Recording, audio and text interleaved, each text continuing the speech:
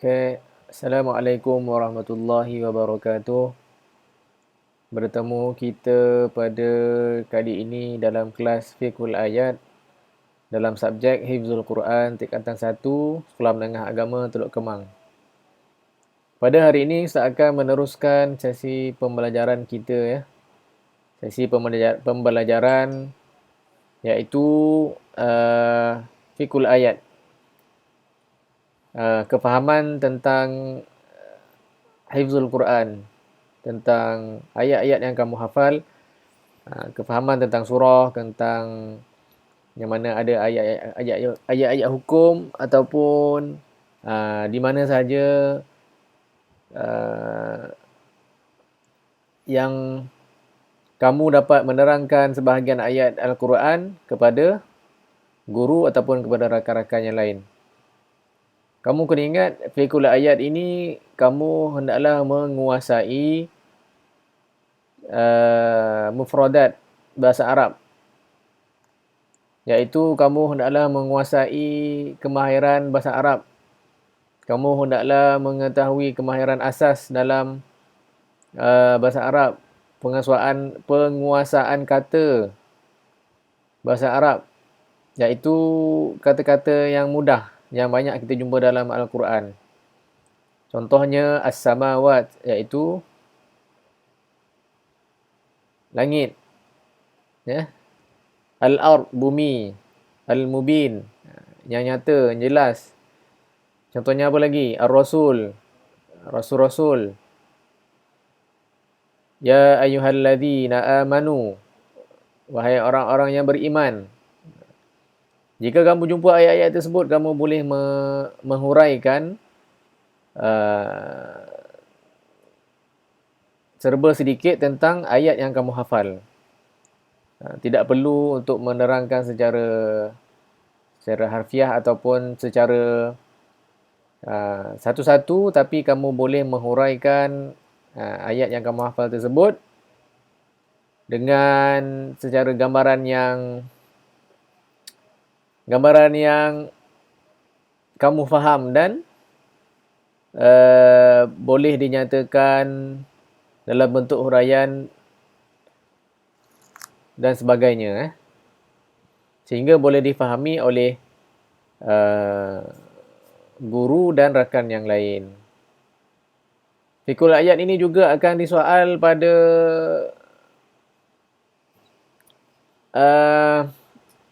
peperiksaan Hifzul Quran. Selepas kamu syafawi, lepas kamu disoal dalam syafawi Al-Quran, kamu akan disoal dalam Fiqhul Ayat. Kamu akan diminta untuk menerangkan beberapa bahagian ayat supaya kamu boleh mendapat markah yang sewajarnya atas penerangan kamu. Okey. Untuk minggu ini kita akan meneruskan pada bab surah yang ke-82 iaitu surah Al-Infitar. Surah Al-Infitar ini adalah bermaksud, kita tengok pada slide ini, surah Al-Infitar ini bermaksud terbelahnya langit. Terbelahnya langit. Surah Al-Infitar ini diturunkan dalam Mekah, di Mekah, yang dinamakan juga surah Makiyah, mempunyai 19 ayat. 19 ayat. Kita tengok pada tema surah Al-Infitar ini, temanya adalah tentang amaran tipu daya dunia. Tentang tipu daya dunia. Yang kedua, dalam surah ini diterangkan tentang manusia sentiasa didampingi oleh malaikat pencatat amalan. Iaitu kita boleh tengok pada ayat 10 hingga 12. Apakah ayat 10 hingga 12 itu? Ayatnya adalah A'udzubillahi minasyaitonirrajim wa inna 'alaikum lahafizin kiraman katibin. Ya'lamuna ma taf'alun. Maksudnya yang mulia di sisi Allah dan yang mencatat perbuatanmu, iaitu malaikat ya.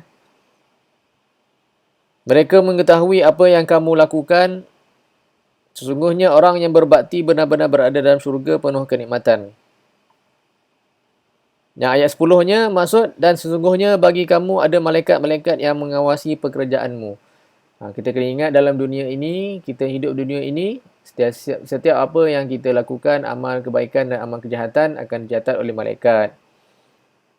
Apa yang kita lakukan akan dipertimbangkan di akhirat nanti, sama ada akan dipertontonkan pada akhirat nanti, yang mana apa sahaja amal kebaikan kita, amal keburukan kita yang telah lakukan. Semua itu akan dicatat oleh para malaikat. Yang ketiga, pembongkaran amalan yang telah dilakukan dan juga yang diabaikan. Itu saja sedikit sebanyak sinopsis tentang surah Al-Infitar. Dalam surah Al-Infitar, untuk merujuk pada buku Asbabun Nuzul karya Dr. Zulkifli Muhammad Yusof ini, tidak ada tentang dinyatakan Asbabun Nuzul. Tak ada. Kemudian kita terus beralih pada surah yang kedua pada hari ini, surah Al-Mutaffifin. Surah Al-Mutaffifin ini bermaksud orang-orang yang curang. Orang-orang yang curang. Surah ini diturunkan di Mekah. Surah ini, Al-Mutaffifin ini mempunyai 36 ayat. Kita tengok pada slide ini, iaitu apa dia tema surah Al-Mutaffifin. Tema surah Al-Mutaffifin ini ialah tentang ketinggian akhlak dalam Islam. Yang kedua, kisah mengenai mereka yang curang dalam timbangan. Buku catatan amalan manusia, iaitu Al-Fujjar, orang dahaka. Orang dahaka terletak di Sijin, dan Al-Abrar, orang yang taat terletak di Aliyin.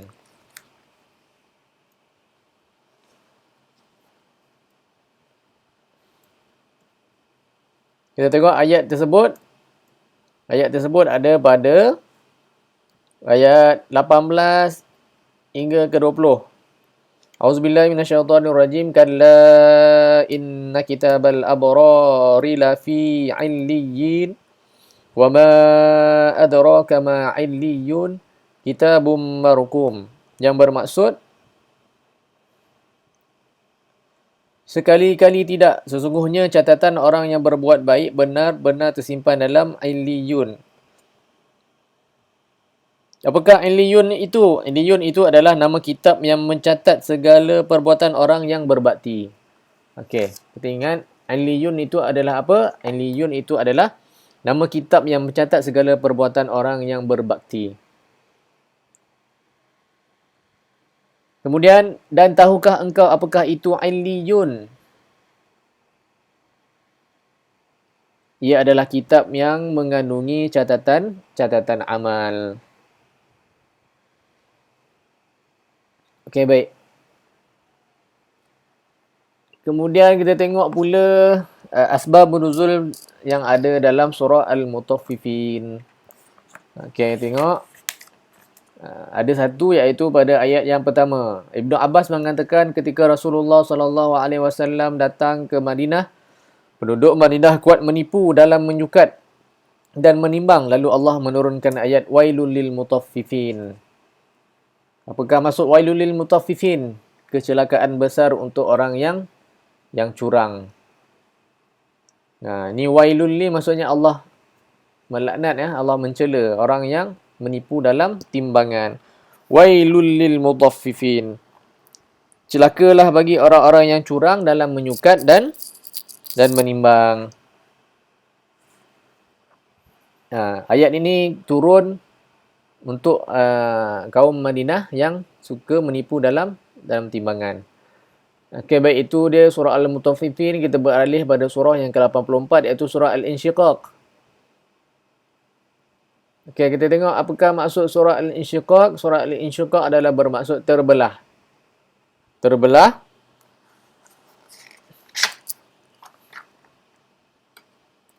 Okey.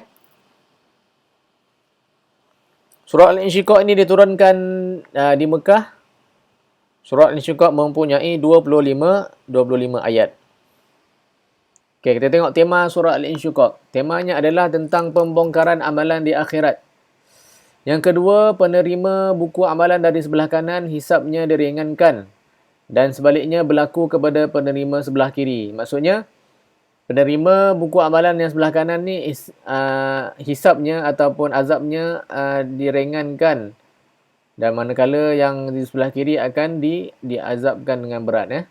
Diberatkan dengan hisab. Salah satu surah yang dicadangkan oleh Nabi Muhammad SAW untuk dipelajari dan difahami. Okey.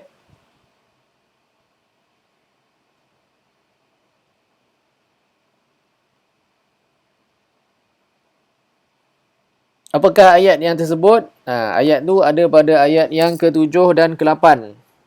Auzubillahi minasyaitonirrajim. Fa amma man utiya kitabahu biyaminih fasawfa yuhasabu hisaban yasira. Maksudnya, maka orang yang catatannya diberikan daripada tangan kanan, maka dia akan diperiksa dengan pemeriksaan yang mudah. Maksudnya, sesiapa manusia pada hari akhirat nanti akan yang dapat pada tangan kanan buku catatannya, maka sudah pasti dia akan diperiksa dengan pemeriksaan yang mudah, dihisab oleh Allah Subhanahu Wa Taala. Okey, tak ada dalam surah Al-Insyiqaq ini tidak ada asbabun nuzul ya. Okey, kita teruskan dengan surah yang ke-85 iaitu surah Al-Buruj. Apakah maksud surah Al-Buruj? Al-Buruj bermaksud gugusan bintang. Gugusan bintang. Surah Al-Buruj ini diturunkan di Mekah. Surah Al-Buruj mempunyai sebanyak 22 ayat. Okey, kita tengok.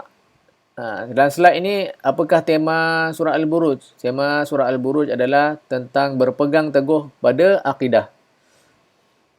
Yang kedua, sumpah Allah dengan langit yang mempunyai gugusan bintang. Hari kiamat dan seluruh makhluk yang bersaksi dan disaksikan untuk melaknat Ashabul Ukhdud. Yang ketiga, sebagai motivasi buat orang mukmin untuk kekal bertauhid biarpun diuji. Okey. Kita tengok. Qutila Ashabul Ukhdud. Apakah yang dinamakan dengan Ashabul Ukhdud? Wassama idzatil buruj, demi langit yang mempunyai gugusan bintang. Wal yaumil mau'ud, dan demi hari yang dijanjikan. Wasyahidin wa mashhud, dan demi yang menyaksikan dan yang disaksikan.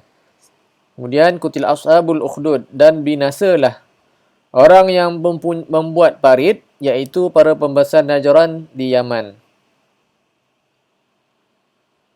An-nari dzatil waqud, maksud yang berapi mempunyai kayu bakar. Okay. Ashabul ukhdud ini adalah bermaksud para pembesar Najran di Yaman.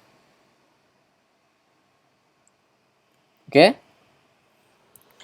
Kemudian kita tengok adakah ada asbabun nuzul dalam surah ini. Kita tengok tidak ada asbabun nuzul dalam surah Al-Buruj tidak ada ni maksudnya tidak ada dalam buku yang Ustaz gunakan ni lah. Buku yang bertajuk Asbabun Nuzul karangan Dr. Yusuf Zulkifli, pensyarah di Universiti Malaya. Okey. Kita tengok surah yang ke-86 iaitu surah At-Tariq. Surah At-Tariq bermaksud yang datang di malam hari, Surah At-Tariq ini diturunkan di mana? Surah At-Tariq diturunkan di Mekah, Surah At-Tariq diturunkan di Mekah mempunyai 17 ayat. 17 ayat. Kita tengok apakah tema surah At-Tariq. Surah At-Tariq adalah bertemakan tentang kejadian manusia merupakan bukti keesaan Allah. Kemudian yang kedua, Allah bersumpah dengan langit dan binatang yang bersinar bahawa setiap manusia mempunyai para penjaga yang menjaganya dari rezeki, amal dan ajalnya. Yang ketiga, segala rahsia dan isi hati akan dibuka pada hari akhirat.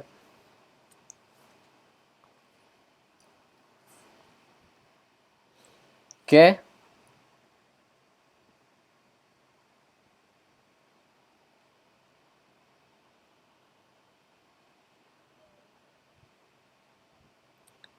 Kita tengok apakah yang dimaksudkan yang datang di malam hari. Was-sama, a'udzubillahi minasyaitonirrajim, was-sama'i wat-tariq. Demi langit dan yang datang pada malam hari, ya. Wa ma adraka mat-tariq. Dan tahukah kamu apakah yang datang pada malam hari itu? An-najmus saqib. Ia adalah bintang yang bersinar tajam menembusi. Okey. Poin yang ketiga itu, segala rahsia isi hati akan dibuka pada akhirat. Ayatnya adalah yaumatu balas sarair. Maksudnya, pada hari akhirat diperlihatkan segala rahsia. Okey, kita tengok ada tak asbabun nuzul dalam surah At-Tariq. Ada, iaitu ada pada ayat yang kelima. Ayatnya berbunyi, A'udzubillahi minasyaitonirrajim, falyanzuril insanu mimma khuliqa. Manusia perlu memerhatikan daripada apakah dia diciptakan. Ikrimah menyatakan ayat ini turun kepada Abu Al-Ashad. Dia berdiri di atas kulit yang disamak sambil berkata dengan sombong, sesiapa yang dapat memindahkan aku dari tempat ini, aku akan memberinya hadiah. Sesungguhnya Nabi Muhammad sallallahu alaihi wasallam menduga penjaga pintu neraka seramai 19 orang. Sungguh aku boleh mengalahkan untuk kamu 10 orang daripada mereka dan bakinya 9 orang boleh kamu kalahkan untukku. Ayat ini turun kepada Abu Al-Ashad. Okey, kita teruskan pada surah yang ke-87 iaitu surah Al-A'la. Surah Al-A'la bermaksud yang paling tinggi. Kita tengok apakah tema surah kita tengok surah Al-A'la diturunkan di mana? Surah Al-A'la diturunkan di Mekah, mempunyai 19 ayat. Apakah tema dalam surah Al-A'la? Temanya adalah tentang peringatan kepada orang mukmin tentang kehidupan hari akhirat. Yang kedua, dimulai dengan perintah untuk menyucikan Allah dari segala kekurangan dan mengagungkannya dengan seluruh sifat-sifat mulia. Yang ketiga, Allah mengingatkan bahawa kehidupan akhirat lebih baik dan kekal berbanding di dunia. Okey, surah Al-A'la. Kita tengok pada ayat yang ke-16. Apakah yang dimaksudkan pada ayat ke-16? Auzubillahi minasyaitonirrajim, bal tu'thirunal hayatad dunya. Maksudnya, sedangkan kamu orang-orang kafir memilih kehidupan di dunia. Okay. Ayat ini menjelaskan bahawa kehidupan di dunia itu tidak adalah mempunyai apa-apa. Hanya kehidupan akhirat sahajalah yang kekal abadi berbanding kehidupan yang di dunia. Kita kena ingat kehidupan kita ni bukan sahaja di dunia. Di dunia ini adalah untuk kita mengumpul segala saham-saham kebaikan untuk kita tuai pada hari akhirat. Kehidupan kita adalah kekal selepas pada hari akhirat. Kita dunia ini adalah untuk menjadi hamba Allah Subhanahu Wa Taala. Kita bertakwa kepada Allah dan menjalankan segala suruhan dan meninggalkan segala larangannya. Okey, kita beranjak kepada surah yang ke-88 iaitu surah Al-Ghasyiyah. Kita tengok ada tak asbabun nuzul surah Al-A'la? Ada ya. Pada ayat yang ke-6 dalam buku ni menyatakan, Ibnu Abbas menyatakan apabila Jibril datang membawa wahyu kepada Rasulullah sallallahu alaihi wasallam, beliau tergesa-gesa membacanya dari awal sebelum sempat Jibril menghabiskan bacaannya kerana takut terlepas. Lalu Jibril bertanya, mengapa engkau melakukan sedemikian? Beliau menjawab, aku khawatir aku akan terlupa. Lalu Allah menurunkan ayat, sanuqri'uka fala tansa. Lalu dijadikannya rumput-rumput itu kering kehitam-hitaman. Ayat ini menyatakan Jibril datang wahyu kepada Rasulullah. Rasulullah tergesa-gesa membaca ayat tersebut sebelum sempat Jibril menghabiskan bacaan. Lalu turunlah ayat ini, sanuqri'uka fala tansa. Okey.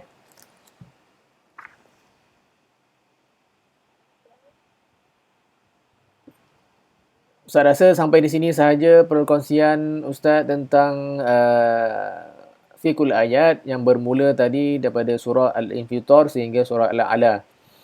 Semoga kamu dapat